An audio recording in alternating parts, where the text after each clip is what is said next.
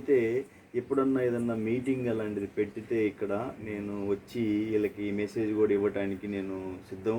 నా ఊరికి నేను ఎంత చేయాలి, నా ఊరే నేను చేస్తుంది యూనివర్స్గా చేస్తున్నాను. కొంత నా ఊరంటే కొంచెం సొంత కొంచెం అభిమానం ఉంటుంది.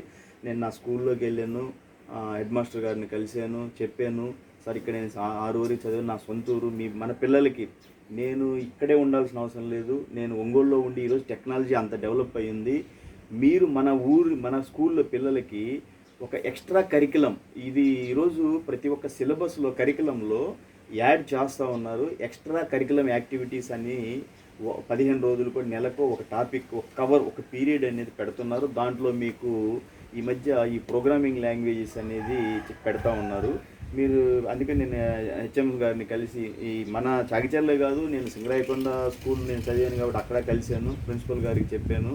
పోతే ఒంగోలు సర్మకాయల్లో చదివాను కాబట్టి అక్కడ కలిసి చెప్పాను.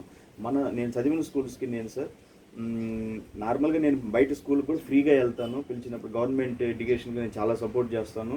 మండల ఎడ్యుకేషన్ ఆఫీసర్ అని పిలిచినప్పుడు నేను చాలాసార్లు వాళ్ళ క్లాసులకి వెళ్ళి డ్రిల్ క్లాసులు కూడా కండక్ట్ చేశాను. టీచర్స్కి ఇప్పుడు ఐఎఫ్పి ప్యానల్స్ అని మన గవర్నమెంట్ ఇచ్చింది. అది మన డిజిటల్ ఎడ్యుకేషన్లో ఒక భాగము. ఐఎఫ్పిస్ అంటే ఏం లేదు, ఇంటరాక్టివ్ ఫ్లాట్ ప్యానల్స్ అంటారు. అవి మన పాత ట్రెడిషనల్ కన్వెన్షనల్ బ్లాక్ బోర్డ్స్ ఉంటాయి కదా, మనం చాక్ పీస్తో రాస్తాము. ఆ పీస్తో రాసి ఆ కలర్లో పడి అంత డ్రాయింగ్ సరిగా రాలేదు, టైం వేస్ట్ అవుతుంది. ఇవన్నీ ఈ రోజుల్లో పోయి మనకి టీవీలాగా స్మార్ట్ ఐఎఫ్పి ప్యానల్స్ వచ్చాయి. మన టీవీ లాగానే ఉంటుంది, బోర్డుకి హ్యాంగ్ చేస్తారు. దాంట్లో ఈరోజు నెట్వర్క్ కనెక్టివిటీ ఉంటుంది, స్మార్ట్ టీవీ. దాని గుండా మనము అసలు చాక్ పీస్ ఉంటుంది, స్టైలస్ అండ్ పెన్ ఉంటుంది.